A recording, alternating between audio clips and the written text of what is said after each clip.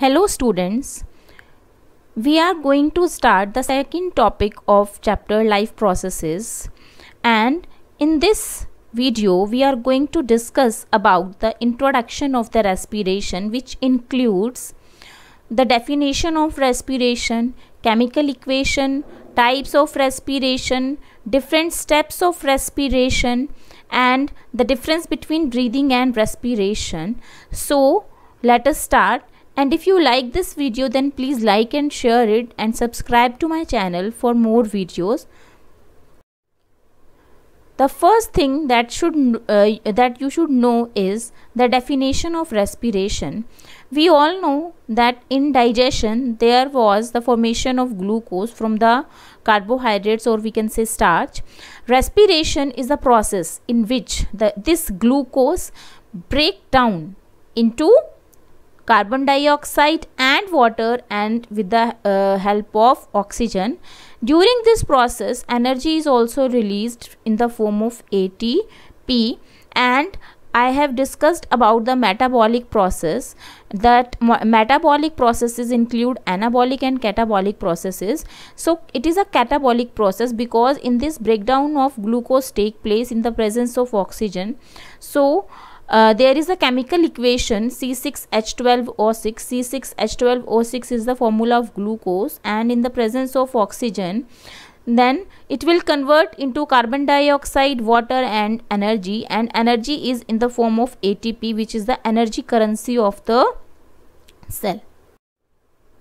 Now, what is the difference between breathing and respiration? As we all know, breathing is simple intake of oxygen and release of carbon dioxide, but in respiration it includes breathing as well as the breakdown of glucose to produce energy.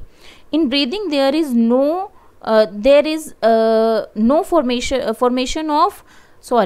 in breathing the formation of energy does not take place, but in respiration the formation of energy take place by the breakdown of glucose. So here is the difference. The breathing is a mechanism by which organism obtain oxygen from air and release carbon dioxide. Respiration include breathing as well as oxidation of food in the cells of organisms, and it include energy production of energy.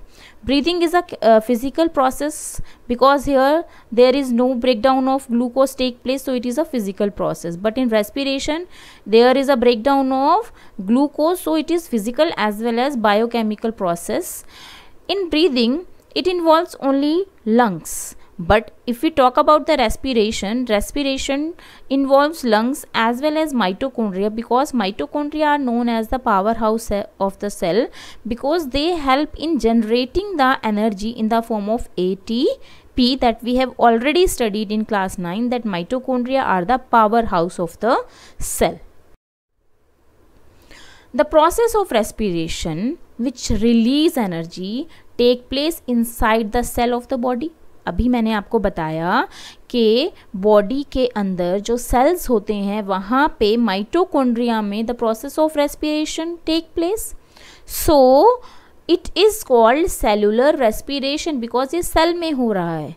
And जो energy produce होती है it produced in the form of ATP, and ATP is the adenosine triphosphate, and it is also known as the energy currency of the cell. Now let us talk about the steps of respiration. Basically there are 3 steps of respiration. In the first step there is breakdown of glucose into pyruvate. What does it mean? Glucose is C6H12O6, means it has 6 carbon atoms. But if we talk about the pyruvate or pyruvic acid, there are 3 carbon atoms in pyruvate. So from one glucose molecule it will form 2 molecules of pyruvate. It have 3 carbon atom in one pyruvate or pyruvic acid. Now the pyruvic acid is formed. So what will happen to the pyruvic acid? Then the pyruvic acid will break down in the mitochondria, and there can be two types of respiration of the pyruvic acid. मतलब चाहे वो aerobic respiration है चाहे वो anaerobic respiration है, pyruvic acid में तो glucose convert होता ही है. उसके बाद depending upon the availability of oxygen, is it present or not, then the fate of pyruvic acid is decided. If it is aerobic respiration, then the products are different, and if it is anaerobic respiration, the products are different. That we will discuss later. Respiration involves, first thing, breathing. That we have already discussed in the difference between breathing and respiration. कि breathing is a process in which respiration is the process in which breathing तो होता ही है, उसके साथ क्या होता है, glucose का ब्रेकडाउन भी होता है to release energy. Okay, these both the steps will take place in the respiration, breathing as well as cellular respiration to release energy. So 3 steps. Glucose pyruvic acid में कन्वर्ट होता है, pyruvic acid का breakdown based on the availability और absence of the oxygen, and then respiration involves 2 steps, breathing and cellular respiration to produce energy. Now there are different pathways of glucose. First step, that is glucose will change into pyruvic acid. This is similar to both aerobic, either it is aerobic or anaerobic. So at the lower side we can see that there is the breakdown of pyruvic acid in the presence of oxygen, means it is aerobic respiration. In aerobic respiration, carbon dioxide and water are formed with the production of energy, and this energy is very much more than the anaerobic respiration. Okay, above it there is the anaerobic respiration which take place in the muscle cells, in the muscle cells of human beings. And when does it take place? When there is lack of oxygen, and there are some situations like if any person is doing very vigorous exercise or a sports person is doing a very vigorous exercise, then there will be a lack of oxygen in his body, and due to lack of oxygen the lactic acid will form. Then this lactic acid will store in the muscles and it cause cramps. Okay, and this question can come in exams. Why does an athlete feel muscular cramp after a vigorous exercise? Okay, so be careful, this is very important point. Now, absence of oxygen in this process, there are this was in the muscle cells. And if we talk about the yeast cell, means if we talk about the fermentation process, it also take place in the absence of oxygen and it forms ethanol, carbon dioxide and energy. In both the cases of anaerobic respiration, the energy produced is very less. Okay, in yeast, ethanol that is produced is used for making cough syrups. Okay, they contain ethanol that they are used for making beer, wine, etc. And carbon dioxide is used for increasing the volume or making the dough very soft and spongy in case of bread. Okay, so both these products are used in. Now we have discussed it earlier that there are 2 types of respiration based on the availability of oxygen, aerobic and anaerobic respiration. Now we have to discuss about the difference between aerobic and anaerobic respiration. Aerobic respiration take place in the presence of oxygen, while anaerobic respiration take place in the absence of oxygen or in the lack of oxygen. Okay, then come to the third point first.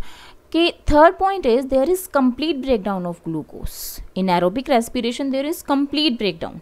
So if there is complete breakdown of glucose, then the energy production will be more. Okay, and on the other hand, in anaerobic respiration there is partial breakdown of glucose, and if the partial breakdown of glucose will take place, then it will produce very less energy. Okay, so these 2 points are interlinked. Then the fourth point is the end products of aerobic respiration are carbon dioxide, water, and a lot of energy. And the end products of anaerobic respiration are, in yeast if we talk about, then it is ethanol, carbon dioxide and energy, very less energy, and in muscle cells it is lactic acid and energy. So here are some terms which are very important. If we talk about the earthworms have very thin and moist skin, so they respire by the skin, by the process of diffusion. Simple diffusion is sufficient to meet their gaseous exchange or the need of their gaseous exchange. So in earthworm, the respiration is through skin, and this is called cutaneous respiration. Please remember the word cutaneous. Cutaneous means the respiration which take place by skin. Now frog. In frog, if we talk about the metamorphosis of frog, there is a stage in the life cycle of the frog that is called tadpole, which is aquatic, which is fully aquatic. So if the organism is aquatic, then they cannot respire through lungs. They should have some different mechanism, they should have some different organs for the respiration. So they have gills, because gills have the property to extract the dissolved oxygen in the water. So tadpole respire through gills and frog respire through lungs, because frog is a amphibian. It can live in water as well as on land. So basically they have lungs for the respiration. In the same way, if we talk about the fishes are also aquatic, so they have gills for the respiration, because they can easily extract the they can easily extract the dissolved oxygen from the water. So dear student, if you have any doubt in this video, because this is the basic video, introduction was there, so if you have any doubt, then you can post your doubt in the comment section and subscribe to my channel for more video. Thank you for watching.